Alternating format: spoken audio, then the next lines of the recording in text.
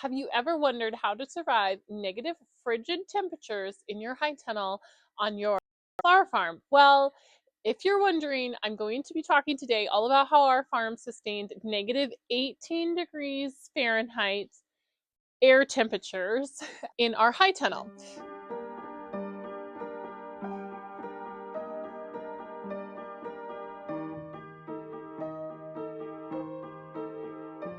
My name is Ruth Ann. I'm from Abundant Blooms Flower Farm in Dorr, Michigan. We are in zone supposedly 6A. They rezoned us in the recent rezoning of the zones.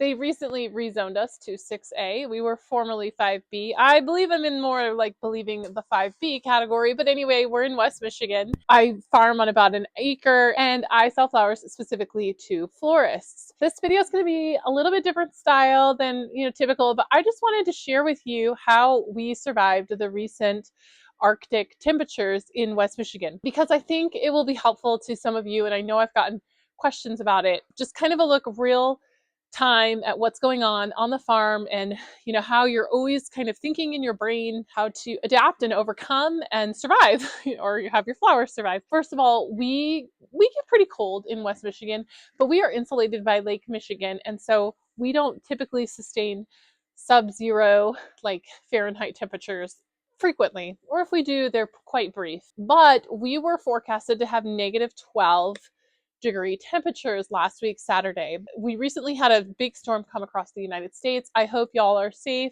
who were a part of that. We actually really did not get hit with that system that went south of us. We got like 3 inches of snow from it that clipped the southern part of Michigan. And this was all from, prior to that storm, Arctic air coming down from Canada, from, the north and coming into the state of Michigan and other places. And so we were forecast to have negative 12-degree temperatures. We actually ended up with negative 18 degrees, which as it got closer, they were forecasting it colder and colder. And I started to get pretty concerned about the ranunculus that I have planted in this high tunnel. I have other things in this high tunnel. I have poppies and pansies and snapdragons and campanula and anemones and ranunculus and foxglove. And I think that's all I have in here right now. But I was specifically concerned about the ranunculus and anemones in more particularly. I was texting with a flower farmer that lives 3 miles away from me, also has a high tunnel, and then she called me and we were trying to strategize, what are we going to do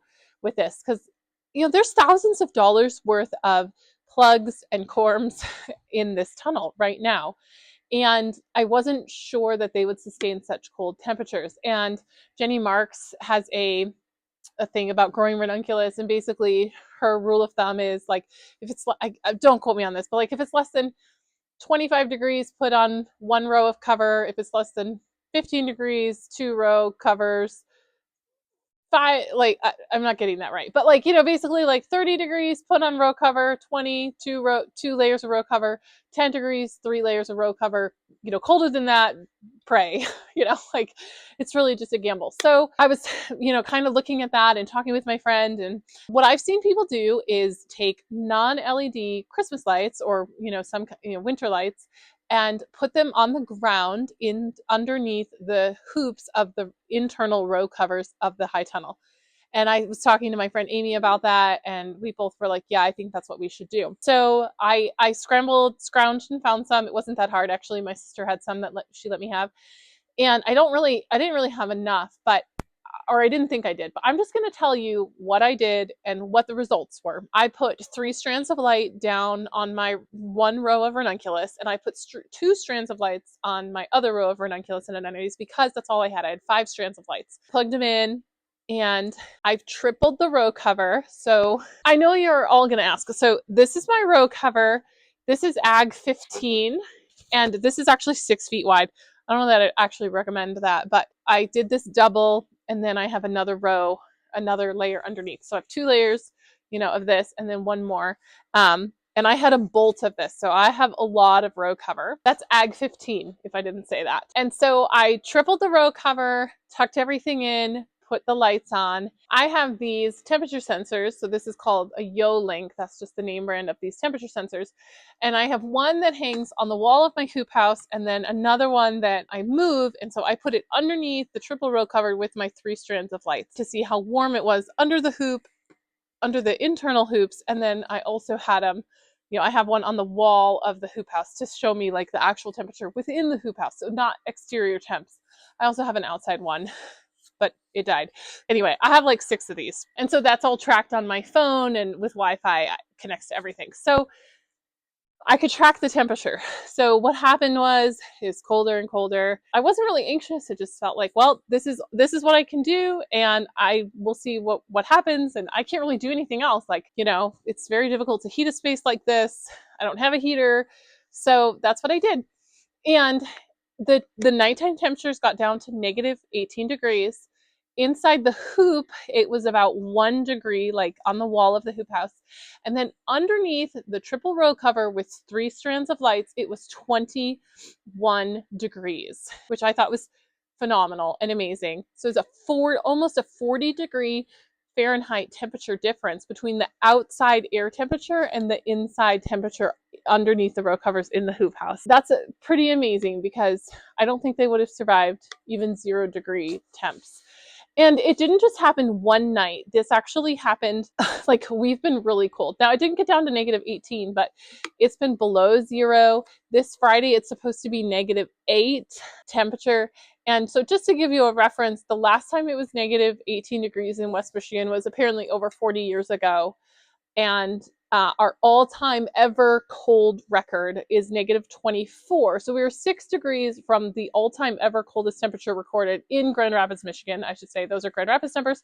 And of course, this is just as long as temperatures have been recorded, but that negative 24 degrees was in 1899. So we're talking like some really old records here. We didn't break that, but we were pretty close to that. So this is not typical weather for us. And so I was not really prepared for this. I've never experienced those temperatures here in Michigan. I've said this before, I used to live in Alaska, and it certainly was negative 18 degrees there on, frequently, but it is not usually that cold here.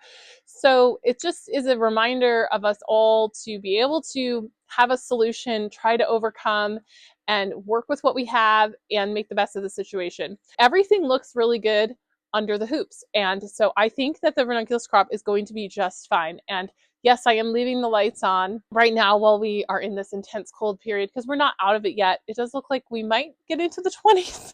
I mean, like, our high today was like 15. So we're not getting very warm during the day, and we're getting, sub-zero at nights. And it was 5 degrees above 0, 5 degrees this morning Fahrenheit. So, we're still very cold, just that like crystallizing snow. And then the snow, we have also gotten an incredible amount of snow. I've never seen this much snow since we've lived in this house. Maybe when I was a girl, I saw this much snow in Michigan, but typically we get snow and then it melts. And we get a bunch of snow and it melts. And now we're just piling up snow. I saw on the news this morning, we have gotten 25 inches of snow in the last 7 days. Or was it 10? In the last 7 or 10 days, we've gotten 25 inches of snow. And yesterday we were predicted to get like 4 to 6 inches of snow. And that wasn't even for us. That was more like the lakeshore. We positively got 10 inches of snow.